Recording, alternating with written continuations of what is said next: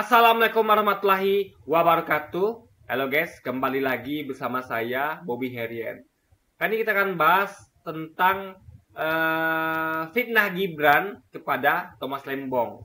Yang mana Gibran mengatakan di debat Cawapres itu bahwa Thomas Lembong ya selaku dari tim seksnya Anies Imin 01 di bidang yang mengerjakan bidang ekonomi, tim ekonominya gitu kan. Itu dituduh berbohong dengan mengatakan bahwa Tesla tidak lagi memakai nikel gitu kan. Jadi kita akan cek nih, yang bong itu Gibran atau Thomas Lembong. Nah, lalu kalau ada cek ya apa yang disampaikan Thomas Lembong sebenarnya ya, dan itu dikonfirmasi oleh Thomas Lembong, dia mengatakan bahwa bukan seluruh mobil Tesla, tapi mobil-mobil Tesla yang diproduksi di Tiongkok sudah tidak lagi menggunakan nikel, tapi menggunakan lithium ferronikel alias nikel yang dicampur dengan besi. Karena itu adalah membuat biayanya lebih murah. Jadi kalau Anda tahu ya, ada tiga bahkan. Itu dan akan bertambah lagi dengan banyaknya riset-riset ya tentang mobil listrik.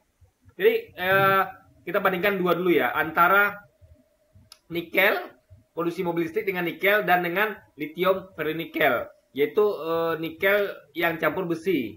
Nah, kelebihan dari nikel murni ya, baterai mobil listrik yang nikel ya tanpa campuran besi, itu adalah dia tuh bisa memuat kapasitas lebih besar, daya tampung lebih besar, sehingga dia tuh akan lebih jauh jarak tempuhnya gitu. Dalam sekali ngecas itu bisa lebih jauh jarak tempuhnya.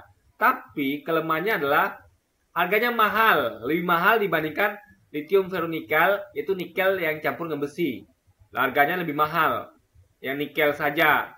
Dan dia tuh akan masa umur pakainya tuh lebih rendah karena cepat panas gitu. Nikel saja cepat panas, guys. Karena beda dengan lithium ferronikel yang berbahan campuran besi, karena besi itulah pengantar panas, sehingga panasnya itu berkurang gitu. Panasnya baterai mobil ini berkurang karena memakai campuran besi itu gitu kan. Nah, dia akan lebih mengawetkan dan memperpanjang umur pakai, sehingga tidak terlalu sering untuk mengganti baterai. Ini segi cost lebih hemat yang lithium ferronikel alias nikel yang bercampur besi. Lebih hemat secara biaya karena gantinya itu lebih jarang dibandingkan dengan bahan nikel, lebih sering ganti.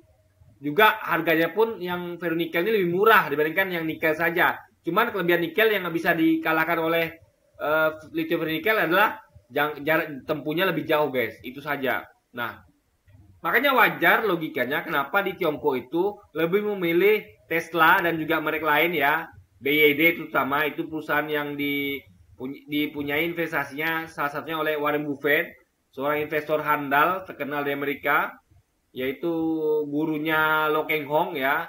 Itu memakai produksi Tiongkok itu adalah rata-rata dan hampir semuanya itu memakai lithium ferronikel karena harganya murah.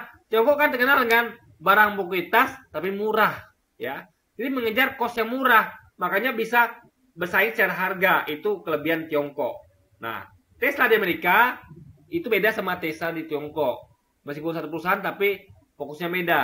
Karena memang Tiongkok tuh berkiblat pada harga murah, produksi murah, sehingga bisa mengambil ya penjualannya lebih laris, lebih laku dibandingkan dengan Tesla Amerika yang tentu harganya lebih mahal. Meskipun kualitasnya secara jarak tempuh ya, tapi kualitas secara daya tahan lebih tahan yang lithium ferronikel.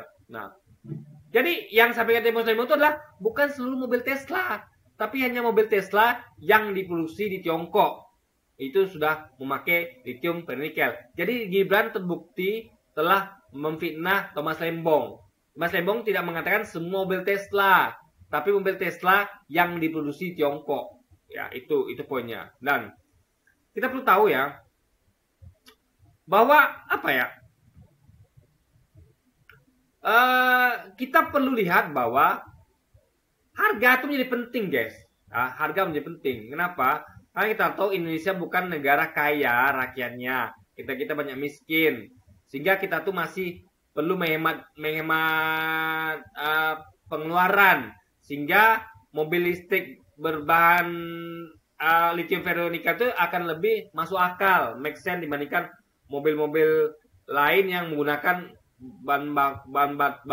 baterai berbahan baku nikel. Itu lebih mahal, dan segi cost penggantian pun lebih murah lithium ferronikel karena nggak perlu sering ganti dibandingkan dengan nikel, guys. Itu poinnya. Jadi bukannya tidak setuju dengan hilirisasi nikel, tapi jangan lupa ya, jangan terlalu mengandalkan nikel, karena nikel itu tidak terlalu cocok untuk semuanya, karena lebih banyak kalangan menengah ke bawah dibandingkan kalangan atas.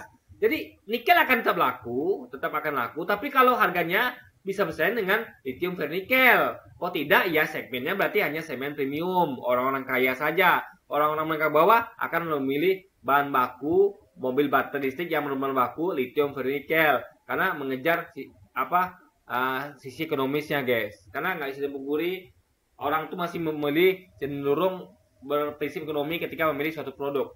Jadi mobil berbahan baku lithium ferronikel akan lebih massal penggunaannya dibandingkan dengan mobil yang berbahan nikel, kecuali kalau harga nikel lebih murah dibandingkan dengan harga lithium ferronikel. Tapi masalahnya ya, harga nikel itu lebih mahal, sehingga itu tidak terjangkau dan masih mahal bagi kebanyakan penduduk dunia, gitu, guys. Oke, jadi mungkin sekian dulu aja video kita kali ini, dan sampai jumpa lagi di video-video selanjutnya. Dan wassalamualaikum warahmatullahi wabarakatuh, guys.